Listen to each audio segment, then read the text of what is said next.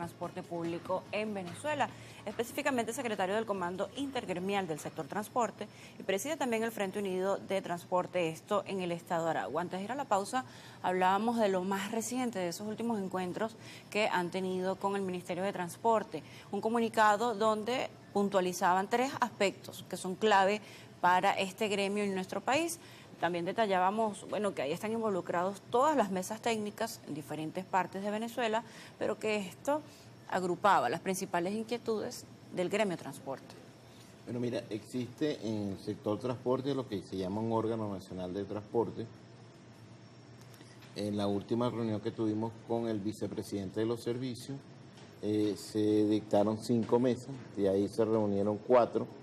Vino un proceso eleccionario, se suspendió la última mesa que era de tarifa, que para nosotros era trascendental e importante, y todavía esa mesa no ha realizado lo que le corresponde, la reunión que le corresponde. Pero hubo un aumento sí, anunciado un aumento recientemente en las tarifas, por lo menos del transporte 25 de abril, urbano e interurbano.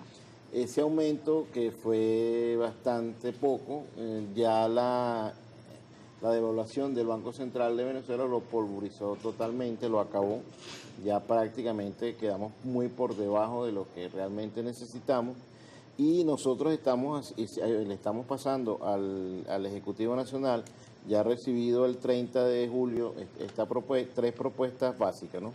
Primero, estamos pidiendo un bono de transporte para los trabajadores de menos de 3 ingresos mínimos integrales. ¿Qué buscamos con esto? Que la población, los usuarios, tengan la capacidad de pago. No estamos diciendo que se puede hacer un bono de transporte para los trabajadores de menos recursos entre 25 y 30 dólares mensuales. También estamos pidiendo que el ajuste que se vaya a hacer, nosotros quisiéramos que se hiciera anclado al dólar, ¿ok? Porque es que no podemos tener una tarifa que se devalúa todos los días y todos los insumos, partes y repuestos los adquirimos en dólares. Entonces nosotros pedimos básicamente esas dos peticiones. Si llegase a hacerse un acuerdo y se hiciese en bolívares, pedimos que no sea con el factor de 5 bolívares, sino de 10 bolívares. ¿Por qué? Porque ese último aumento, que fue de 25 bolívares, lo que trae es una situación muy complicada entre el usuario y el transportista, puesto que el billete de 5 ya prácticamente desapareció y no tenemos cómo dar vuelto, ni la gente tiene cómo pagar el pasaje. Se hace interesante la propuesta del subsidio porque precisamente toda petición de aumento debe ir acompañada de una dosis de realidad con respecto al bolsillo del venezolano, del ciudadano que a diario hace uso del transporte público para trasladarse, a estudiar, a trabajar, a sus diferentes compromisos. Y se hace bastante llamativo esta consideración por parte del sector transporte. ¿Qué respuesta han obtenido? Bueno, recientemente lo hicieron el 30 de julio la introducción de la carta. ¿Qué respuesta han tenido hasta ahora? Hasta ahorita ningún tipo de respuesta, y eso es lo que nos preocupa. Nosotros tenemos cada cierto tiempo reuniones con el Ejecutivo Nacional, pero lo que nosotros pedimos es que esas reuniones conduzcan a soluciones y a hechos tangibles. No nos hemos reunido después de la fecha que te dije, y nosotros en este momento, para nosotros es primordial una reunión que se discuta el tema tarifa, que es lo que más importante. Hay otros temas también, como el combustible, que nos está afectando muchísimo. En algunos estados es mejor que en otros, pero aprovecho la oportunidad para pedirle a PDVSA una reunión con los compañeros que ellos tienen encargados del sistema de gas, porque el sistema de gas ayuda mucho a equilibrar la situación del combustible gasolina y gasoil. Entonces, necesitamos, porque se está dando la situación en estos momentos, de que los compañeros que tienen gas necesitan una certificación, y aparentemente está paralizada por los señores de PDVSA Gas. Así que requerimos urgentemente una reunión con PDVSA Gas. Quisiera retomar allí el punto con respecto al factor de 5 o 10 bolívares, porque esto, bueno, puesto allí en la carta, en el comunicado, es visto de una manera, pero en la práctica, en lo cotidiano, cuando uno está en el transporte público, en la camionetica, en el autobús, esto conlleva a impases entre,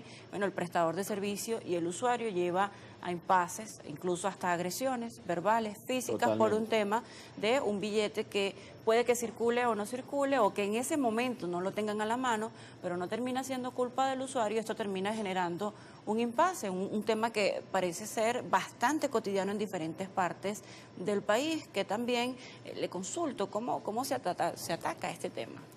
Bueno, mira, no solo no es culpa del usuario, es que tampoco es culpa del transportista, porque nosotros no fuimos que fijamos la tarifa en 25 bolívares. Entonces, cuando tenemos una tarifa en 25 bolívares, que donde el billete de 5 prácticamente desapareció del cono monetario venezolano, entonces se complica la situación y hay enfrentamientos entre el usuario y el transportista. Enfrentamiento generado por una, yo diría que inconsciencia o una mala asesoría, no sé qué sería, que se autoriza una tarifa con una moneda de 5 bolívares que no tiene el país en este momento. Entonces, esa situación debe corregirse y te buscamos un factor. El billete de más baja denominación que existe en este momento es el de 10 bolívares, que es el que más circula. Bueno, igual sigue sin tener justificación cuando estas situaciones escalan a las agresiones o a la violencia, más allá de si el billete existe o no. Ahora le consulto con respecto a la certificación para el suministro de gas que pudieran requerir algunas unidades. ¿Qué tan grande o qué tan representativo es el porcentaje de esas unidades de transporte público dentro de la flota que también pudieran utilizar gas? Y bueno, quizás es un limitante esta certificación que usted menciona. Bueno, fíjate, hay una gran cantidad de unidades que usan combustible gasolina y combustible gas, sobre todo el estado Lara, Aragua, Carabobo. Esos estados tienen muchas unidades a gas. Para poder autoequipar gas, las estaciones de servicio que surten ese tipo de combustible te piden un certificado de PDVSA. Hace unas reuniones que hubo hace 2 o 3 días atrás, eso está paralizado. ¿Eso a qué va a conducir? Bueno, que entonces no hay el combustible gasolina, no puedo equipar gas, se van a parar las unidades.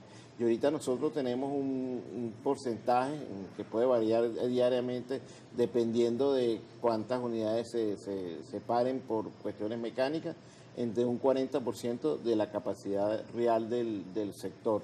Entonces, si a eso le sumamos que entonces va a ser muy difícil equipar gas, entonces se está complicando más la cosa. Entonces nosotros entendemos que la movilidad es una situación básica del ser humano, o sea, se requiere la movilidad para todos los usuarios.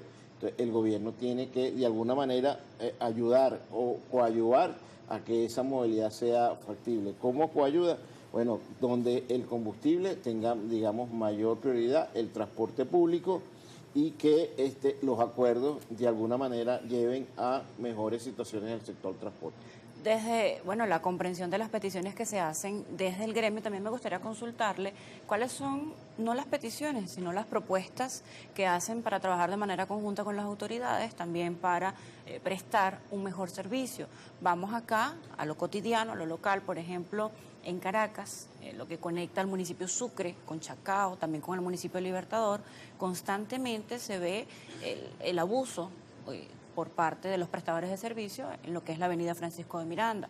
Vamos al centro de Caracas, ya hay un ejercicio piloto con respecto a recobrar el orden en lo que es la avenida Sucre hacia el sector del oeste, de Catia, pero ¿de qué forma trabajan con las autoridades también para no solamente solicitar, sino también para hacer el aporte con respecto a una mejor prestación del servicio? Bueno, mira, la única manera de que uno pueda trabajar con ya tanto el Ejecutivo Nacional como los estados, como los municipios, es que nos reunamos en mesas técnicas y que apartemos el tema político a un lado y nos reunamos en temas realmente técnicos. Porque es cierto lo que tú dices, que en la Francisco de Miranda y el centro de la ciudad es difícil la situación de movilidad del transporte, pero es que nosotros somos un reflejo de lo anarquizado que está la ciudad. Yo siempre he dicho que no podemos pretender tener un transporte eficiente y de primer mundo en una ciudad que está anarquizada. La situación de los terminales en la ciudad de Caracas una locura. Hay terminales que son en la Francisco de Miranda, frente al Parque del Este, hay un terminal, que uno no entiende cómo es que ahí hay un terminal, pero eso terminal está autorizado, o está permitido, autorizado por las autoridades tanto municipales como nacionales. Entonces la ciudad está totalmente anarquizada. Producto de eso tenemos un transporte que está anarquizado también, sin duda alguna, pues.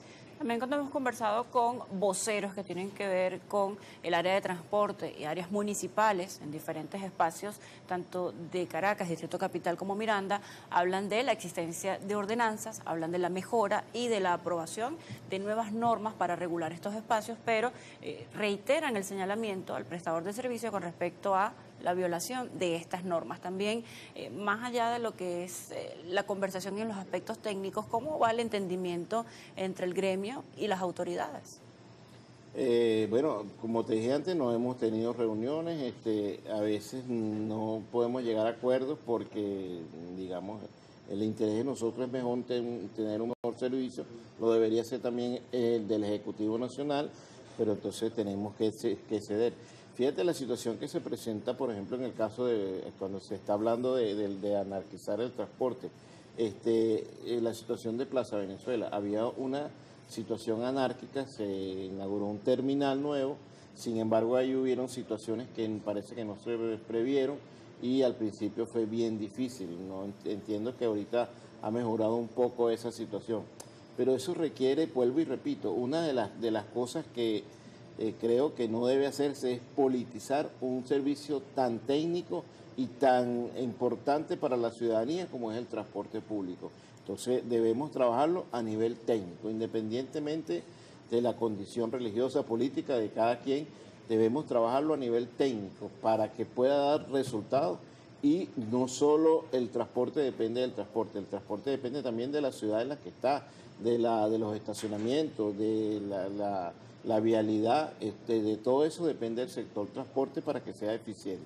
Me gustaría también consultarle, señor José Luis, con respecto a los señalamientos que hace cotidianamente el usuario, porque se entiende que cada unidad, bueno, demanda repuestos, no solamente combustible, sino una serie de mantenimientos que en ocasiones son un poco más cercanos o más seguidos, precisamente también debido a en qué estado se encuentra la vialidad y también afecta también esa rutina diaria que tiene la unidad, pero también se escucha decir del usuario, bueno, comprendo que son padres de familia, comprendo que la unidad requiere tareas de mantenimiento, pero también es muy común escuchar que dicen, bueno, no, pero no todos los días cambian un repuesto, no todos los días se hace un servicio o un mantenimiento a las unidades y dicen que quizás no compagina la petición de aumentar basado en lo que es el mantenimiento de las unidades con lo que realmente lleva en la práctica, bueno, mantener al día un autobús, una unidad de transporte público, una buseta. Mira, tener una tarifa que le permita a los transportistas